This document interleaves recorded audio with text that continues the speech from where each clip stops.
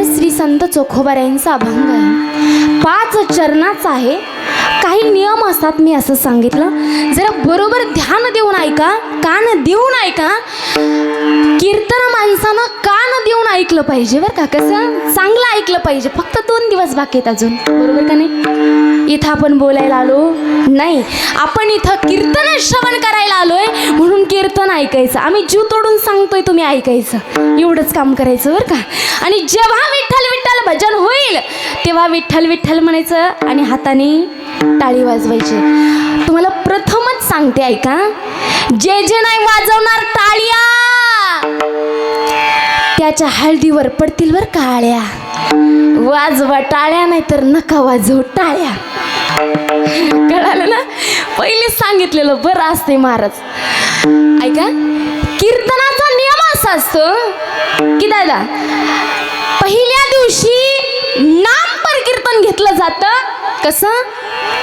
कारण पहिल्या दिवसापासून 7व्या दिवसापर्यंत फक्त देवाचं आपल्या मुखामधून अखंड फक्त जगाच्या मालकाचं नामस्मरण घडावं. त्यासाठी अखंड नामस्मरण, अखंड नामस्मरण किती दिवस? 7 दिवस करायचंय. म्हणून पहिल्या दिवशी नामपर अभंग घेतला जातो.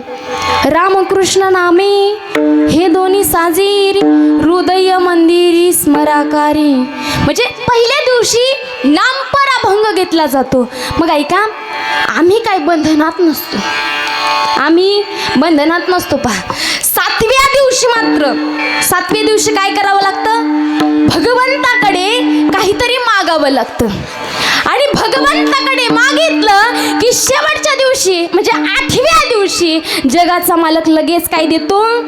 फळ देतो. म्हणजे काय देतो? काला देतो बरं का. शेवटच्या दिवशी काय देतो? काला देतो. सरळ सरळ मी सत्ताच सांगून टाकला. ते पैसे विठाला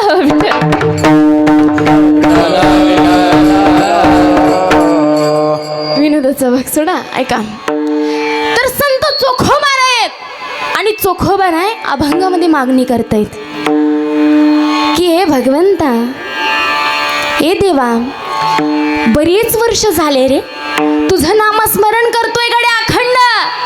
विठ्ठला विठ्ठला विठ्ठल नामस्मरण करतोय रे तुझं. हातामध्ये वीणा आहे बरं का, चपल्या हातामध्ये आहेत. माई सोयराबाई आता थकलेली आहे, जरा वय झालेला आहे आणि सतत त्या पांडुरंगाचं नामस्मरण, त्या हरीचं नामस्मरण. चोखोबारायांचं काम काय होतं? गावगाड्यातले जे गुरंढोरं मेलेली आहेत ते गावाच्या बाहेर नेऊन टाकायचं. ते त्यांचं कामच होतं गड्या.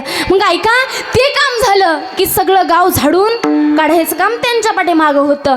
परत ऐका, तेवढं झालं की सरपण आणायला जंगलामध्ये जायचे, देवाचं नामस्मरण करत बरं का. सतत त्या हरीचं चिंतन करायचे, देवाचं नामस्मरण करायचे. आणि देवाचं नामस्मरण करता करता बरंच वय पालटलं, बरंच वय होत आलं. चोखोबारे म्हणतात, देवा अरे सतत तुझं नामस्मरण करतोय रे देवा.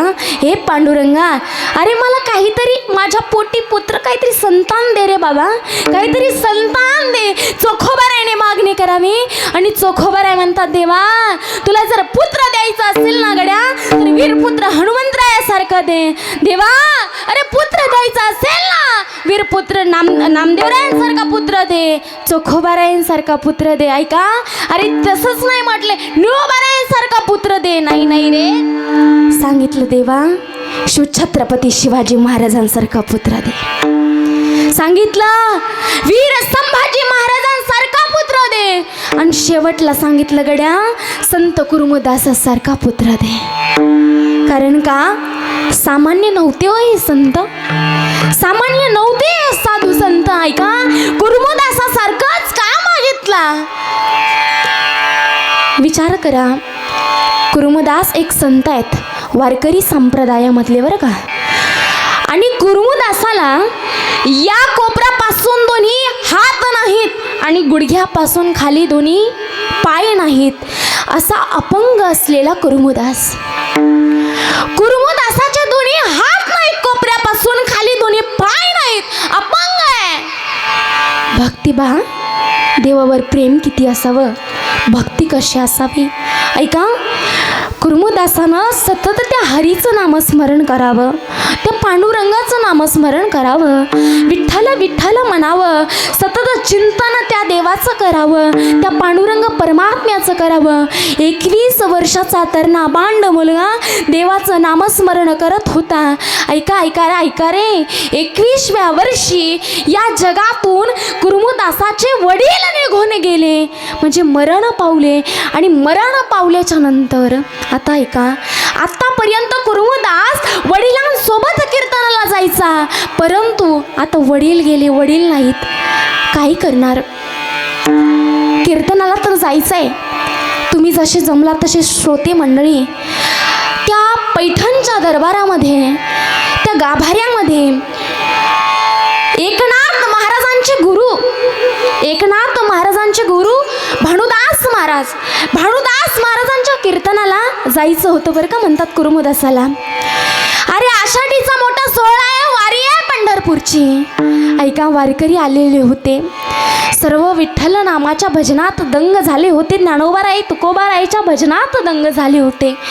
आणि मग कुर्मदास आईला म्हटले, अगं हे आई, अगं भानुदास महाराजांचं कीर्तन आहे ग, पालखी आलेली आहे, आई कीर्तनाला घेऊन चाल ग. असं म्हटल्याच्या नंतर ऐका, आई म्हटली, का रे, तुझ्या बाबाला तू मारलं, आता काय मला मारतो का. ए काळ्या तोंडाच्या, आता काय मला मारतो का. तुझ्या बाबाला तर संपवलं त्या विठ्ठलाच्या पायी, आता माझा जीव घेतो का. पण असं म्हणतात की बाबा आईचं हृदय हे कोवळं असतं. तत्क्षण कुर्मदासाच्या डोळ्यातून पाणी आलं आणि सांगितलं, आई हे माये परत नाही ग म्हणणार, फक्त मला एकदा एकदा एकदा कुर्मदासाचं दर्शन, एकदा एकदा मला कीर्तनाला घेऊन चाल ग भानुदास महाराजांच्या.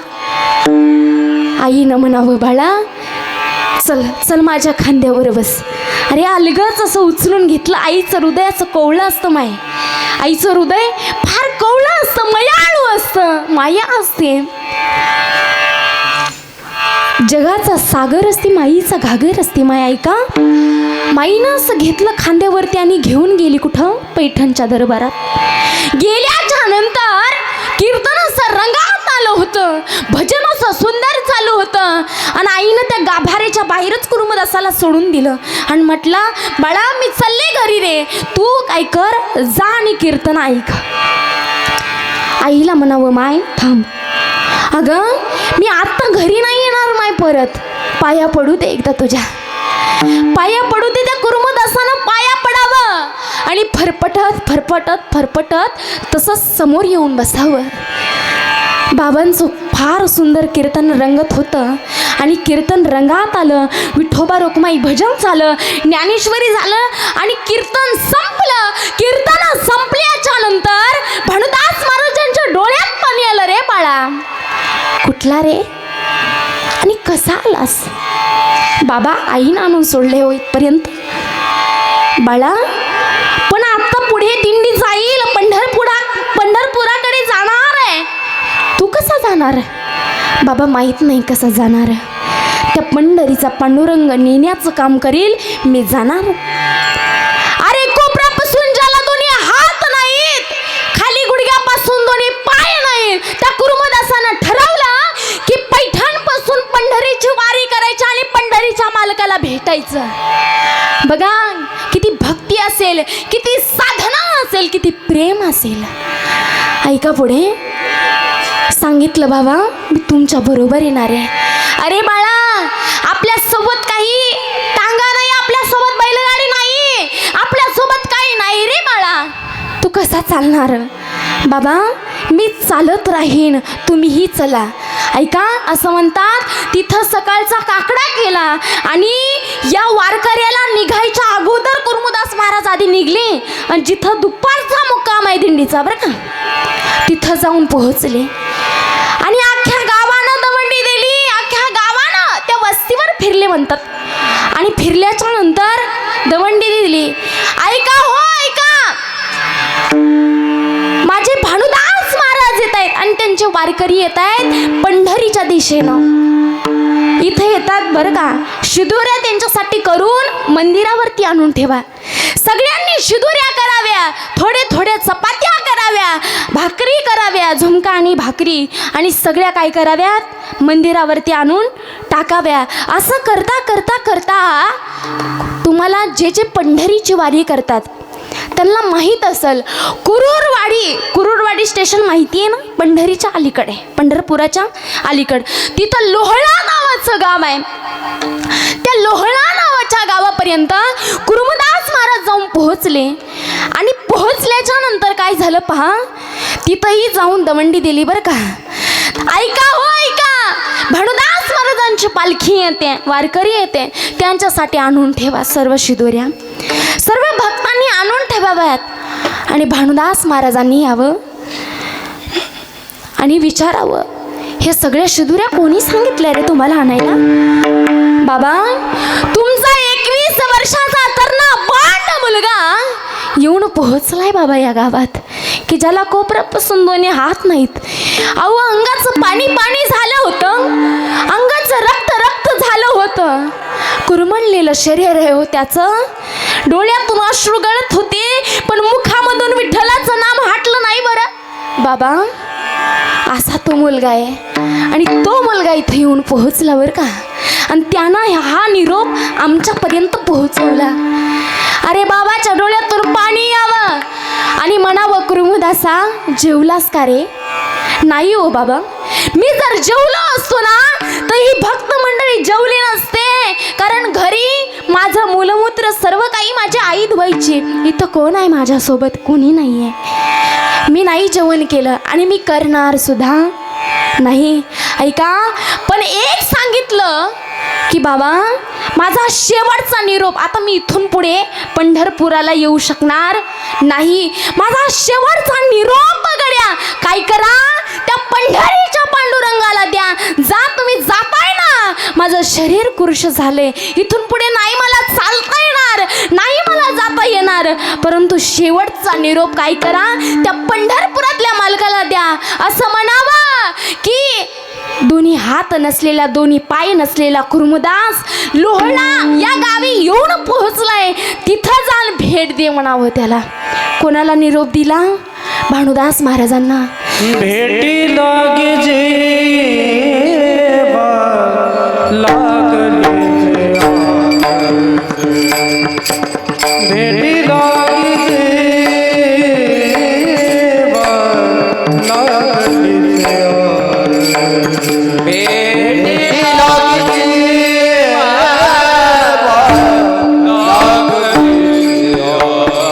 म्हणावं बाबा, पंढरीच्या मालकाला निरोप पोहोचला सांगावं. आणि भानुदास महाराज आणि वारकरी सर्वजण पंढरपुरामध्ये पोहोचले. लाखो करोड वारकरी आहेत सोबत.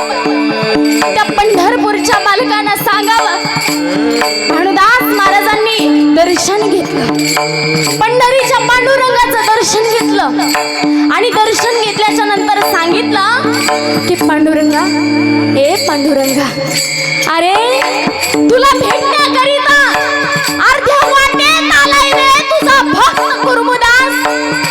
रक्तांनी त्याचं अंग भिजलेलं आहे, चिप्प चिप्प अंग झालेलं आहे. तेव्हा त्याला येता येत नाही रे पंढरपुरामध्ये, पण जोपर्यंत पांडुरंगा, ए देवा, तू जोपर्यंत जाणार नाही ना तोपर्यंत तो शेवटचा श्वास सोडणार नाही रे. जा, त्याला भेट गड्या. सगळे वारकरी सोडून द्यावे. रुक्मिणी आई साहेबांना सांगावं की मी जातोय गा, लक्ष दे या वारकऱ्यांकडं. आणि पंढरीच्या मालकानं गरुडाला सोबत घ्यावा आणि निघावा. तिथं कुरुमदास शेवटचा श्वास मोजत होता. रखरख होऊ नये डोक्यावरती, पुरुष झालेलं शरीर आहे, रक्त रक्त अंगाचं गळात होतं. पंढरीचा पांडुरंग यावा आणि त्या पांडुरंगानं असं अलगद आपल्या मांडीवरती घ्यावं. जसं माई लेकराला घेते ना हो, तसं मांडीवरती घेतलं.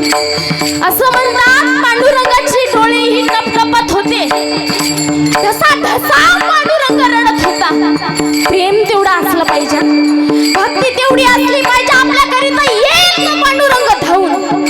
जसा कुर्मदासा करिता आला आणि त्या कुर्मदासाला म्हटलं, ए कुर्मदासा, सांग ना रे, तुला धन संपत्ती देऊ का? नाही नाही देवा. ए कुर्मदासा, दोन्ही हात दोन्ही पाय देऊ का? नाही नाही रे देवा. परत देवानं म्हणावं, ए तुला तारुण्य देऊ का रे? नाही नाही रे देवा.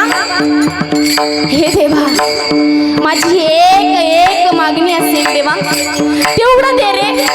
माग गुरुदासा. गुरुदासानं शेवटचं मागावं देवा. मला द्यायचं असेल ना गड्या तर एक दे. शेवटचं मरण तुझ्या मांडीवरती दे रे. शेवटचं मरण तुझ्या मांडीवरती दे. असा पुत्र तुमच्या प्रत्येकीच्या पोटाला यावा गड्या.